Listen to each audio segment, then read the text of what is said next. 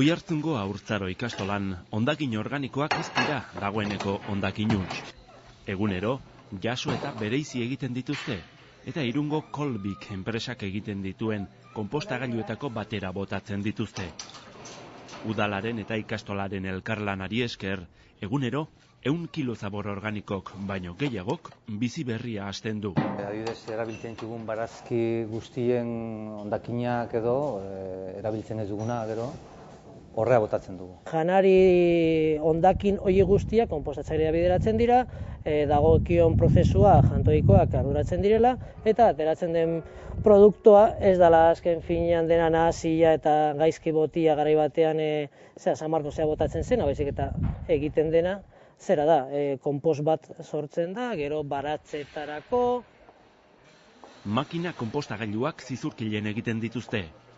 Duela 10 urte pasatxo egin zuen lehena Abdon Beitiak.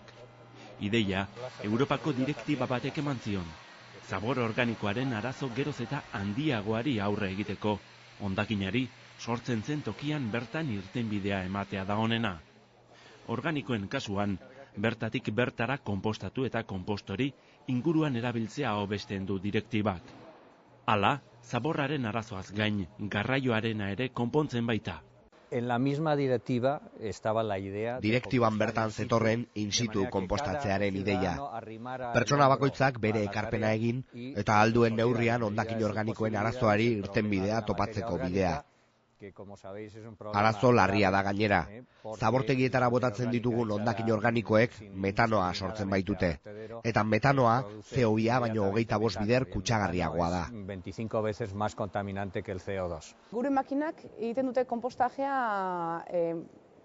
modu kontinu batean. Zaborra botatzen, beraiek sortzen duten heinean. Hemen kargatzen dugu, segun eta ze tamaina daukan makinak, hau izango da automatikoagoa, manualagoa, baina funtsean hori da, hau da printzipioa, hemen sartzen da gure zaborra. Gero, sistemak egiten du lehenengo gauza egiten du txikitu, xehetu. Hori, partikula horiek eroz eta txikiagoak egin, konpostaje prozesu ere egiteko bizkortu, ez?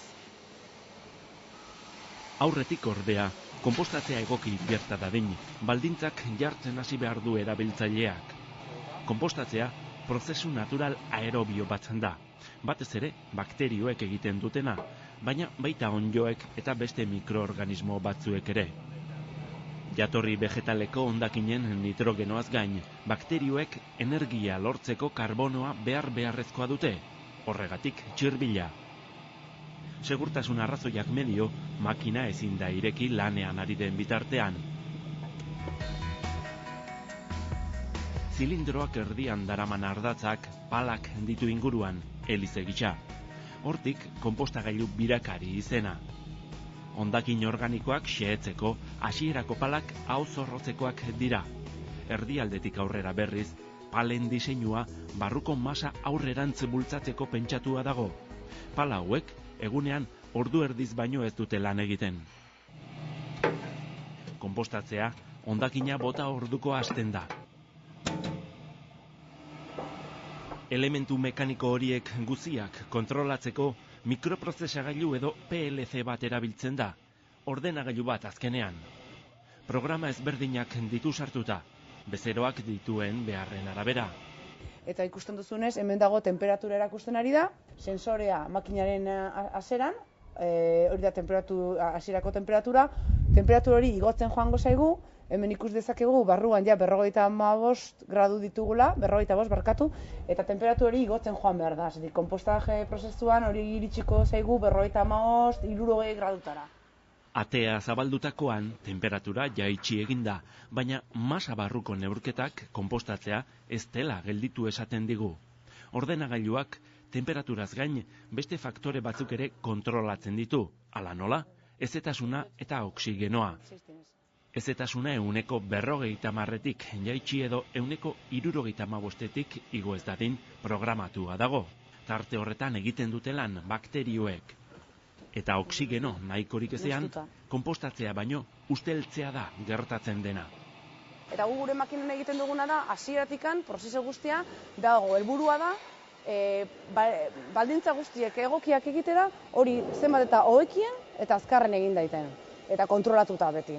Usairik ez egon dedin, aislatzen dugu, kanpoko temperaturak izan dezan influentzia. Hemen hondakina sartzen den toketikan daukagu makinaren hasiera eta prozesuaren hasiera. Hemen oraindik nahastuta daukagu sartu berria izan den hondakina eta lehendik geneukan hondakina ja konpostatuta. Bigarren fase batean temperatura igotzen hasten denean, hemen ja konpostaz hitz egin dezakegu, ja ez dugu ikusten, ja materia hondakina ez da ikusten fizikoki. Bakterioen beraien metabolismoak sortzen du beroa. Hasieran, mesofiloak dira nagusi. 40 gradutik gora, termofiloek egiten dutelan, gehienez ere, 70 gradura arte. Azken zatian, elikagai duten hondakina kontsumitu ahala, bakterioen aktibitatea mantxotu egiten da, eta masa hoztuz doa. Eta ja daukagu konpost bat, azten dela eritzen, maduratzen, eta hemendikan ja irteeran aterako dugu, kasu honetan daukagu kamara bat, eta hemen jasotzen dugu konposta. Hemen bukatzen da makinaren zeregina. Barrenean gertatzen denaren kontrolari esker, naturan hilabeteak beharko lituzkeen prozesua, 4 astean egin du konpostagailu birakariak.